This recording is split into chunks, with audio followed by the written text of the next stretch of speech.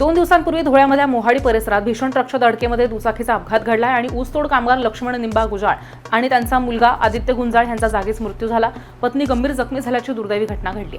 या घटनेतील पीडित कुटुंबाला तातडीने न्याय आणि आर्थिक मदत मिळावी तसंच संबंधित ट्रक चालक आणि मालकाविरोधात सदोष मनुष्यवधाचा गुन्हा दाखल करावा आणि कठोर कायदेशीर कारवाई करावी अशी मागणी वडार समाजाच्या वतीनं करण्यात आली आहे.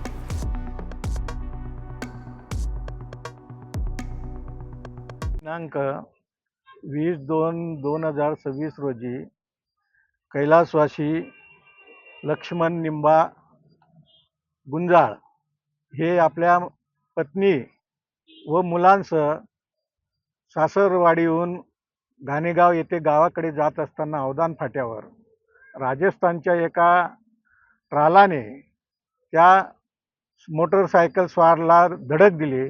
त्यात लक्ष्मण निंबा गुंजाळ आणि मुलगा आदित्य लक्ष्मण गुंजाळ हे जागीच ठार झाले आणि त्यांची पत्नी भाग्यश्री गुंजाळ आणि मुलगी हे अंत्यावस्थेत छत्रपती शिवाजी हॉस्पिटलला उपचार घेत आहेत.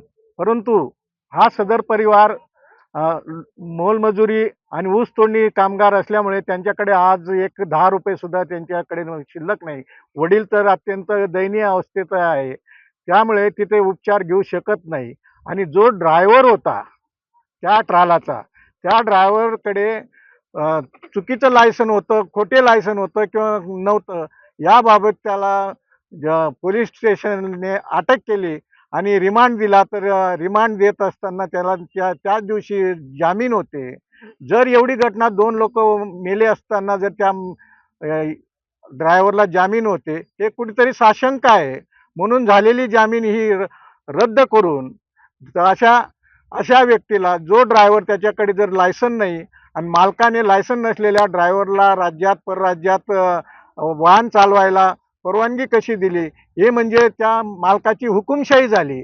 आणि हुकुमशाही झाल्यामुळे त्यांना या मेलेल्या लोकांना काही सोयीसुविधा नाही. म्हणून आजपर्यंत ते पोलीस स्टेशनला मालक जमा झाले नाही. म्हणून आमची एकच मागणी आहे, त्या ड्रायव्हरवर आणि मालकावर 2 लोक वारल्याने, तिसऱ्या अंत्यावस्थेत असल्याने मनुष्य सदोष वधाचा गुन्हा दाखल करावा आणि लायसन नसल्यामुळे, त्या खोटे लायसन नसल्यामुळे तो बिगर लायसनचे इकडे तिकडे चालवतो, त्याच्यावर 420चा गुन्हा याबाबतचे जे कठोर कारवाई करता येईल त्या प्रकारचे गुन्हे नोंद करावे पोलीस स्टेशनने आणि आम्हाला सहकार्य करा. जोपर्यंत आमची त्या मालकाशी सविस्तर सामंजस्यपूर्वक समाधानपूर्वक चर्चा होत नाही, तोपर्यंत त्यांना आपल्या ताब्यातून सोडू नये अशी आमची पोलीस प्रशासनाला विनंती करण्यात येत आहे.